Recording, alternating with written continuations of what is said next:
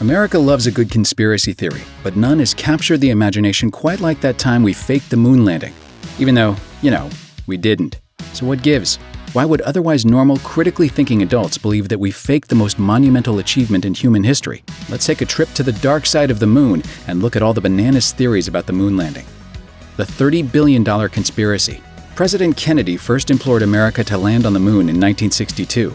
But by the time Neil Armstrong took his giant leap for mankind, Richard Nixon was president, and the country was neck-deep in a war that looked to have no end. With confidence in the government fading, it's not at all surprising that some people chose to believe that we weren't capable of this monumental feat. Unfortunately, they weren't shy about sharing their ideas.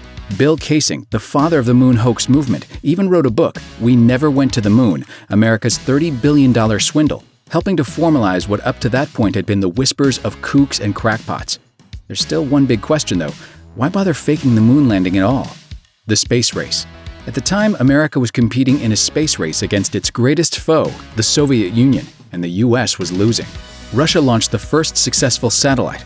Russia launched the first man into space, and Russia first landed a foreign object on the moon. America needed to show that it could do something right, and if that meant committing the greatest lie in the history of humankind, well, who could blame them, right? That's the logic some moon landing deniers often use. But let's think about this. The Soviet Union wouldn't have just rolled over while the United States tried to prank the planet. Exposing America as liars could have been a decisive Cold War victory, so the fact that it never happened should tell us everything we need to know. Flat Earth. Maybe we never landed on the moon because the Earth is flat. Just ask Charles K. Johnson, the former president of the Flat Earth Society, who says, "Nobody knows anything about the true shape of the world. The known inhabited world is flat."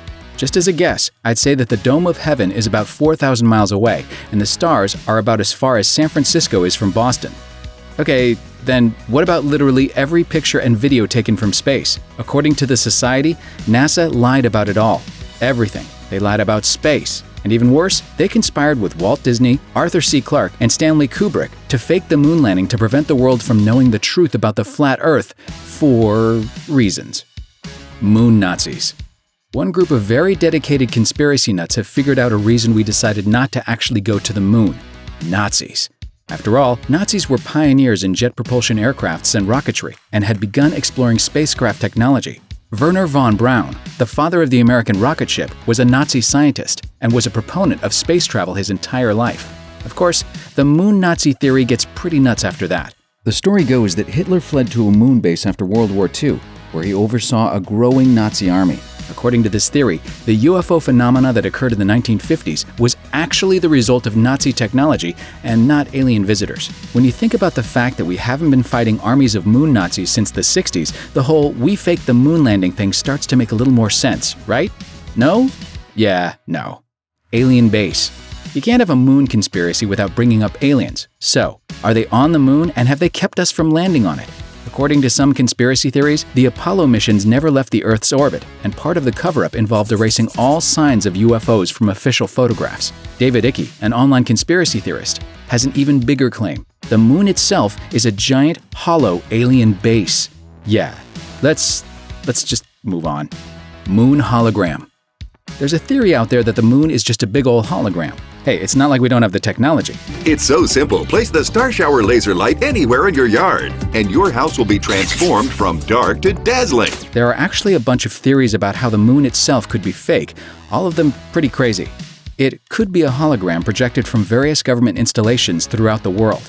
It could be a large, crudely painted balloon held in place by helium and propelled by tiny sails and rudders. Or, most likely, it could have been different things at different times and different places depending on the technology available to the conspirators. So, why fake a moon landing when there isn't even a moon? Well, it may have been a ploy to bankrupt the Soviet Union by pressuring them to take part in the supposed space race. But that's still ignoring the biggest question of all. Why would anyone want to pretend there's a moon if there really isn't? Seems like you could save a lot of time and effort by just not making up a moon. Debunking a myth. In the end, how does anyone really know we didn't fake the moon landing? Basically, it would be very, very hard. Like harder than actually going to the moon. According to Oxford University physicist Dr. David Grimes, who worked out an equation to figure out how unlikely a conspiracy was to remain quiet, the more people involved in a cover-up, the quicker it will be revealed. To fake the moon landings, you'd need a whole boatload of people. By his calculations, faking the moon landings would have required the knowledge of 400,000 people and would have been revealed within 4 years. Thankfully, math isn't the only way to prove the doubters wrong. There's also science. A German Lunar X Prize is sending 2 mobile probes to the lunar surface to inspect the rover left behind by the Apollo 17 mission. Or is that all a hoax too? Maybe we'll never really know. Thanks for watching. Click the grunge icon to subscribe to our YouTube channel. Plus check out all this cool stuff we know you'll love too.